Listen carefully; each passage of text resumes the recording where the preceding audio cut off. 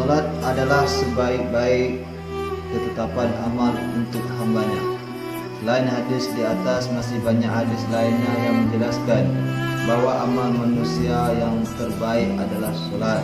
Di dalam Jami'us Safir disebutkan 5 orang sahabat yang telah meriwayatkan hadis di atas, yaitu Sauban, Ibnu Umar, Salamah, Abu Umamah dan Ubadah radhiyallahu anhum. Ibnu Mas'ud dan Anas radhiyallahu anhum meriwayatkan bahwa amal yang paling utama adalah salat tempat pada waktunya. Ibnu Umar radhiyallahu anhuma dan Ummu Farwah radhiyallahu anha juga meriwayatkan bahwa salat pada awal waktu adalah amal yang paling utama. Semua hadis ini memperkuat maksud hadis di atas, yang artinya dari Abu Dzar radhiyallahu anhu, sesungguhnya Rasulullah sallallahu alaihi wasallam pernah keluar dari rumahnya ketika musim dingin dan daun-daun berguguran. Beliau mengambil setangkai ranting pohon sehingga daun-daunnya mulai berguguran. Beliau bersabda, "Wahai Abu Dzar." Abu Dzar menyahut, "Labbaik ya Rasulullah."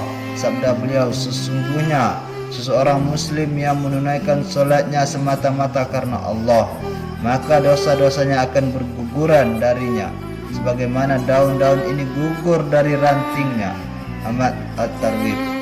Pada musim dingin biasanya daun-daun berguguran dari pohon-pohonnya, sehingga ada sebagian pohon yang daunnya tidak tersisa sedikit pun. Itulah perumpamaan hasil salat yang dilakukan dengan ikhlas, yakni segala dosa akan diampuni tanpa satu dosa pun yang tertinggal.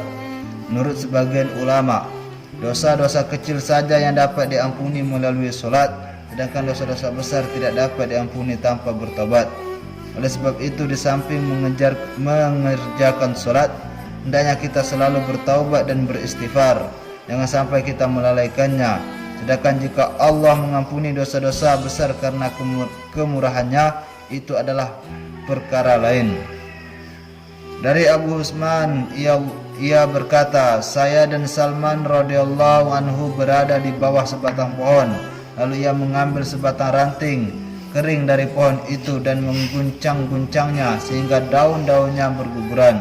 Ia berkata, 'Hai Abu Utsman, mengapa engkau tidak bertanya kepada saya mengapa saya berbuat begini?'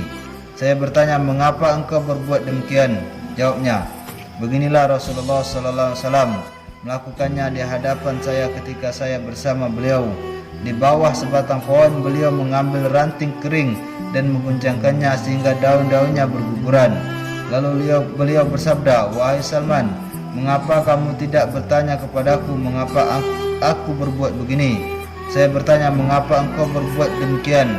Sabda beliau, 'Sesungguhnya jika seseorang muslim berwudu dengan sempurna, kemudian sholat 5 waktu, niscaya dosa-dosanya gugur sebagaimana daun-daun ini berguguran.' Dan beliau membacakan satu ayat yang artinya, 'Dan dirikanlah sholat pada kedua tepi siang, pagi dan petang, dan pada sebagian permulaan malam. Sesungguhnya amal kebaikan menghapuskan kejahatan.' Itulah peringatan bagi orang-orang yang mau ingat kepada Allah Subhanahu wa taala. Quran surah Hud ayat 114, Ahmad Tabrani Nasyai.